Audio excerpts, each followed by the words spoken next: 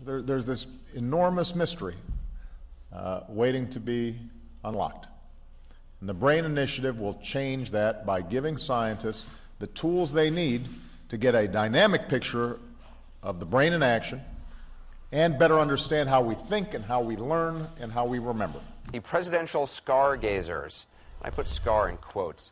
There are people out there, especially in that newfangled think tank that is the blogosphere, who have suddenly become very, very interested in President Obama's hair, or rather what's in between his hair follicles, making the round and inspiring a bunch of carefully considered opinions about whether that is a scar or a new scar on President Obama's head. Did the president have brain surgery and not tell anyone? Or how is that, and if he did, how has that affected his thinking? Is that why he needs a teleprompter, people have asked online? Is this why he doesn't want anyone to see his birth certificate, people have asked? What is still true is that there's still kind of a reptilian side of our brain. Part of our brain that if somebody looks different or sounds different, that there's a part of us that is cautious. And what we have to do is fight against that. But this woman thinks that there is an alien that has been implanted into the back of Barack Obama's head. Take a look at the video. Here's the one scar on the left side of his head, and this is the rest of the picture. Going up a little bit, and if you look closely, you can see what I discovered. They have implanted a reptilian in the back of his head. Look at the jagged teeth, look at the reptilian eyes, the nose. What is this on Obama's head? What is that thing? It almost looks like wires, implanted wires. It's not a vein. Veins don't look like that. It shows up so clearly. I think he must be an implanted clone. Now I want to show you. Here is the exact same thing in the head of Akhenaten. I mean in the head of Barack, who I believe absolutely 100% when the Lord showed me in front of clay, yes, he's a clone. Here's the nose coming down to the mouth. See it? I mean, I have a hard time believing this myself. See it? Right there. In Akhenaten, there's an alien that's in the back of his head that's looking back the other way. He is the Antichrist. The guy that houses this thing, this is whoever this is the Antichrist. Barack Obama. The mystery of the scars on the son of perdition's skull. A message to the children of God from the mighty Jehovah. Message received on September 5th, 2015 from myself, messenger of the Lord, Gwendolyn Ricks. My dearest children, I am giving a very unique message to my daughter at this late hour to convey to her some key information regarding the Antichrist and his surgical history. The information in this message from the one true God is not available on the internet because it is of national security. The information in this message is of the greatest importance and will be greatly scrutinized by the other children of God in the days ahead. My dearest children, there is a mystery to the multiple scars upon the son of perdition's head. It has been a plan in the works for a very long time. Some of the scars were obtained from surgical procedures he received years prior to even serving as an Illinois senator. He was handpicked by the Illuminati to be the final president, and he has had to keep up with the request of his handlers. You see, dearest children, in order for the son of perdition to keep up with the demands of the fallen ones, also known as the demon aliens, he must be in constant communication with them.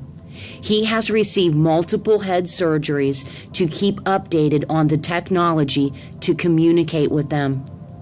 Every so many years, he has to have the hardware that was installed in his skull updated. It is a requirement of the beast and of the others that serve the fallen ones. My dearest children, in the future, you will see the introduction of the fallen ones on the world's computer and television screens, and they will need a way to communicate with their puppets that carry out their dirty work. The President of the United States and other world leaders are merely hand puppets for the fallen ones and are placed in their particular roles to carry out the agenda of the dragon. These creatures communicate telepathically and need a special type of equipment in order to give orders to the world leaders. This communication has been occurring for decades at the various military bases across the planet as they have been setting in motion a very sophisticated plan for their evil dictator, Lucifer. It is true, dearest ones. It is true. I am trying to unravel some more of the puzzle pieces for you at this late hour. Oftentimes, when the President of the United States goes on golf outings or prolonged vacations, it is for a surgical procedure that he receives on an outpatient basis. The surgical suites for these procedures are mobile and are headed by the New World Order. He also has a double that goes into the public for him as a decoy when these dark activities are underway. Many tricks are used to help throw the world's audience off the scent of their trail. They are devious. They are scheming at all hours of the day and night to carry out a plan to ensnare all the children of God at the end of time. If you have ever wondered what the plan truly was, dearest ones, just look outside of your windows at night. They are coming into your skies as you sleep and as you go to work early in the morning. They are traveling from far off galaxies, and they have a very clear objective: to mark the children of God and to mock the Creator of the universe. I have my own set of plans, dearest ones. They will be successful to some degree as I give them autonomy to a point. But this is part of my plan to get the final remnant of my children to cry out to me and my son, Yeshua. I must close out this era of the modern day church. Ultimately, nothing can happen without my authorization. So as you see the events unfolding, dearest children, understand that it is my will that is being done, and I hold the reins in order to get my children who have been disobedient to cry out to me and my son. To my daughter Gwendolyn, thank you for coming before my holy throne, inquiring of the scars on the head of the Antichrist. I pour out my blessings upon you at this time for your obedience. Love, the mighty Jehovah Elohim. If you are elected and you learned that the government knew aliens had visited Earth and the public didn't know, would you sure the public found out? Well, it depends on what these aliens were like, and whether they were Democrats or Republicans. Inaugurated, my hand it'd still be hot from touching the Bible, and I would immediately race to wherever they have the files about Area 51 and the UFOs, and I go through everything to find out what happened. Right. Did you do that?